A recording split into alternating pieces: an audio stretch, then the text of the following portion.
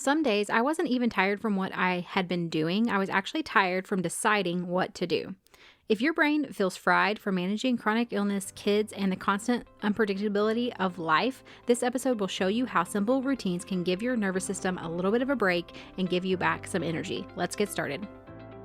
Welcome to Chronic Illness Moms. If you're more than just a tired mom, I'm talking trying to make it through the day without crashing by noon while raising neurodivergent kids, you're not alone. I'm Ashley, a wife, mom, and certified health coach. I have lived with autoimmune disease and flare-ups that made everyday life feel harder than it should. After years of pushing through and burning out, I learned how much stress, poor sleep, and nervous system overload were driving my symptoms. Everything changed when I started building small, realistic habits that actually supported my body instead of fighting it. In this podcast, you'll learn simple habits that help you to feel better. So pop in your earbuds and take a break from the chaos. It's you time. All right, welcome back. I am Ashley, and I'm a mom living with chronic illness in a neurodiverse family.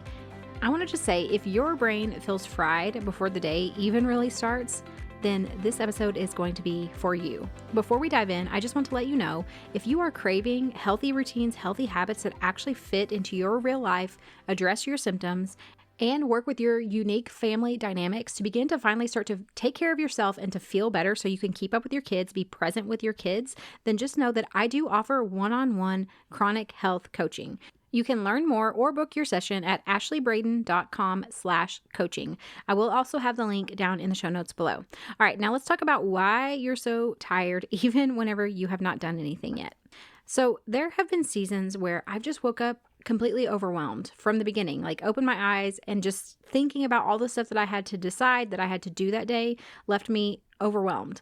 And it wasn't because I was even having to jump up and immediately start doing stuff. I had a little bit of margin in my day for like a slow start of the morning. It was because I already could feel subconsciously how many decisions were coming my way that day. What will everyone eat?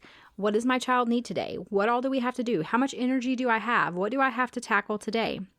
What will I do if my body crashes and I don't know how to keep up? When am I going to fit movement into my day?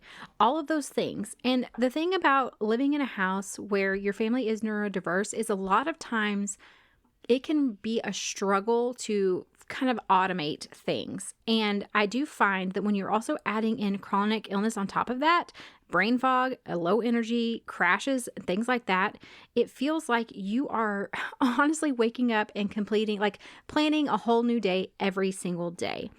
And I just became so tired from doing that. And so what I had to learn was, how can I create routines that really fit into our unique family life, that have like some flexibility to them, but also give me some predictability in everyday life.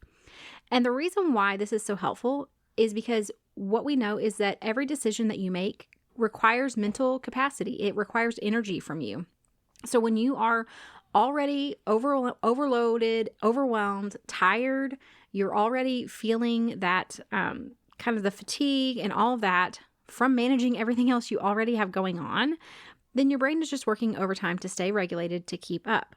And that's what decision fatigue really can be. It's whenever you have too many choices for the capacity that your nervous system has in order to kind of regulate and decide on those choices. So again, our goal is no longer to just continue to push through. We have to figure out how, instead of just pushing through, instead of making the decisions, instead of deciding what we're going to do every single day, how can I begin to change things so that I can start making less decisions? What are the areas that I can automate, even if it's like, okay, it won't be automatic, but it gives me a general guideline of predictability, and I can build in some flexibility into that as well. And that's the thing that I've noticed, a block schedule, all of that is so great. But when you're living in a neurodiverse household, a lot of times those don't always work, because you might have a child who has a need that comes up that's unexpected. So how can we add in that flexibility to the routines that we want to set? How can we make these routines that do decrease the amount of decisions we have to make in a day, and kind of automate being able to care for ourselves while also honoring the fact of what our real life actually looks like? Okay, so I want to talk about 4 simple ways that you can begin to reduce decisions that you have to make every single day that are not requiring you to push through or to basically use willpower in order to do them. So the first one is to create when-then rules. So instead of just asking all day, should I have a rest break? is this situation bad enough yet that I need to do something? You decide when X happens, then I do Y. For instance, it could be whenever I am feeling like some brain fog is coming on, I immediately go and I drink a glass of water. When I am feeling irritable, I stop and take a couple of deep breaths. Whenever I am feeling just exhausted, I take one of those mini rest breaks and I sit down in the chair with my eyes closed for 1 minute. So there's no debating about should I, shouldn't I? There's no what do I do when I feel this? You already have a plan made ahead of time. And again, we're making the plan feasible. So we're fitting in something that we could do within like 1 minute, 5 minutes, something that we can actually attain that's going to fit into your real everyday life. But it's saying, okay, these are the things that I know I'm consistently struggling with. I am making a plan and deciding ahead of time that when this happens, this is what I'm going to do, and this is how long I'm going to do it for. So you're no longer having to take on that mental capacity and the weight of in the moment. Do I feel bad enough that I need to rest? Do I feel like my child is struggling enough that I need to do a sensory reset? It's just, this is happening and this is what I'm going to do next. Okay, the second thing you can do is to just have default choices. So again, when we just have defaults, this is what we're automatically reverting back to, it's going to save energy and mental capacity as well. So instead of saying, what should we eat? What are we wearing? How should I start my day? You just have a few of options that it's like, these are my go-tos. If I don't know what else to do, this is what I'm doing. So for me, what this looks like with meals is I sit down once a month. My husband usually gives me his input as well. And I make a plan, a list of enough meals for the entire month. I have that list. It's ready to go. I have the groceries bought and ready for those meals. So when it comes time for dinner, I'm not having to say, like, come up with an idea out of thin air. Instead, I'm looking at that list and saying, these are the meals that I have to choose from. What works with the schedule today? What sounds good? All of that. My husband's already on board with the list. So that works really well. It could be like, what should I wear? What should the kids wear? You have just set outfits. Maybe you have an outfit that you really enjoy, that you find really comfortable. So you buy multiples of that style of outfit that you know. If I'm having a day where I'm feeling like I don't have the extra energy in order to decide something really nice or fun or new to wear, then these are like my default outfits that I know I look nice in, I feel comfortable in, and I can just default back to these outfits. Similarly to how should I start my day? Again, if we can build a very small morning routine, maybe you step outside for 5 minutes and get some sunlight and you drink your glass of water and then you have your breakfast. One thing that I start my day with every day, and this is something I've done for years, and really I had to train myself to do it because laundry in a house full of 6 people, we have a lot of laundry. And so what I have essentially just trained myself is part of my morning routine every morning is I get up and I start a load of laundry every single morning. Now, there are mornings where it doesn't happen if I'm sick or we have something else going on.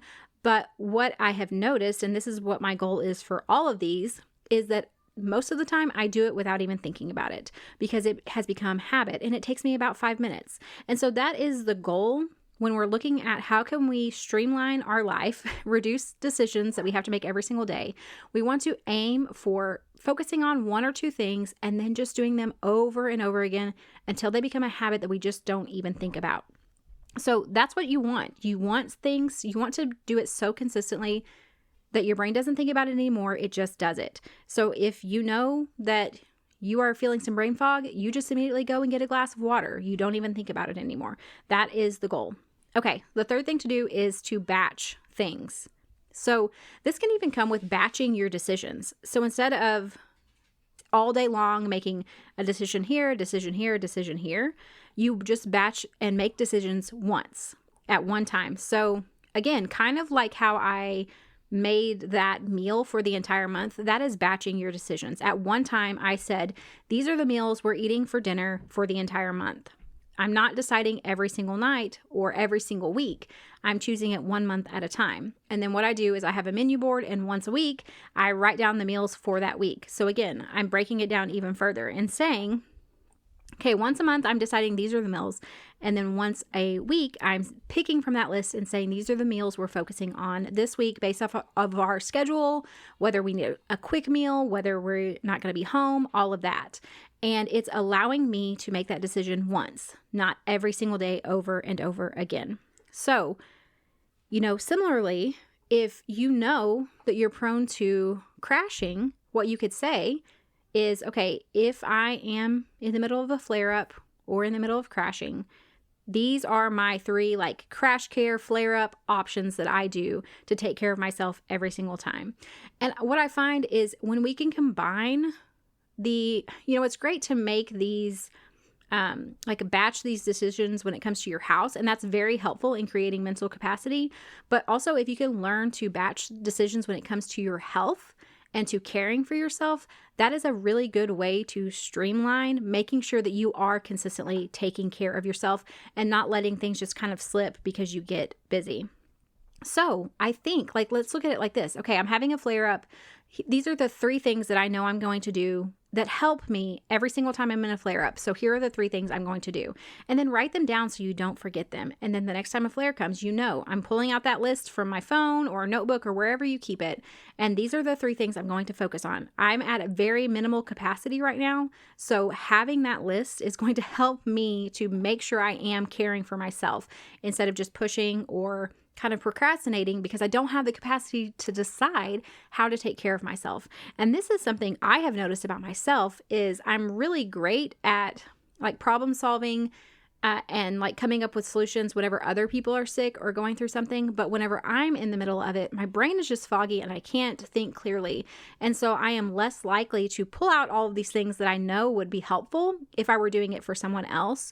So having that go-to list for yourself can really help you to make sure you are taking care of yourself in the moment.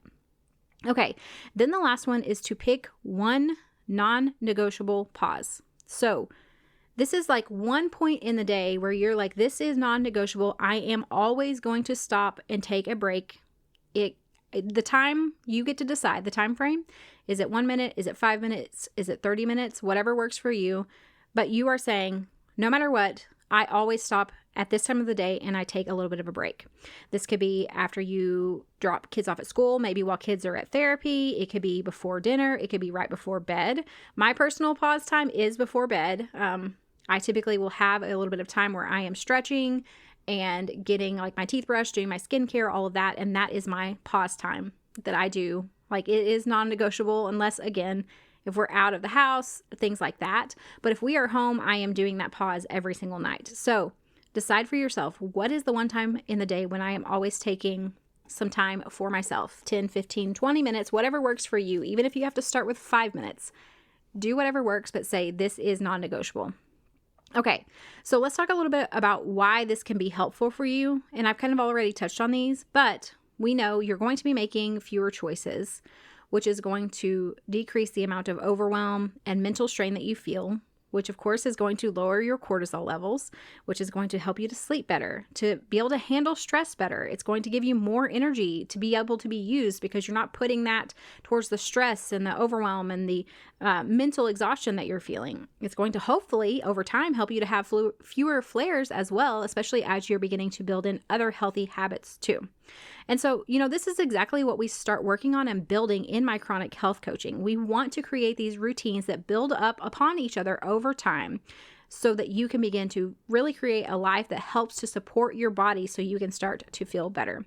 All right, friends, I want you to decide and choose one of these things. What is one of these things that you can focus on to begin to eliminate some of the decision fatigue in your life? So are you going to focus on the when-then rules? So whenever this happens, this is what I do. Are you going to focus on creating some default choices so you're not having to decide every single day, what are we eating? What am I wearing? All of that. Are you going to focus on batching your thinking in order to decrease the amount of decisions you have to make every single day? Or are you going to pick that one non-negotiable pause break that you have every single day? I would love to hear from you guys, which one you choose and also how it is going for you. You can come and share with us over in the free Facebook group, or you can reach out to me on social media or email. I will have all of that linked down in the show notes below. I hope you guys have a wonderful week and I'll see you back next time. Hey friend, I hope you found today's episode helpful. If you did, would you take a minute to share it with another mom who's struggling with chronic symptoms?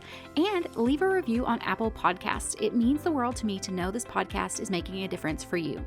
All right, it's time for me to go tackle those snack requests, and remember that a short walk, even if the kids turn it into a race, still counts as self-care. Keep chasing those little wins. Even when it feels messy, you're making progress.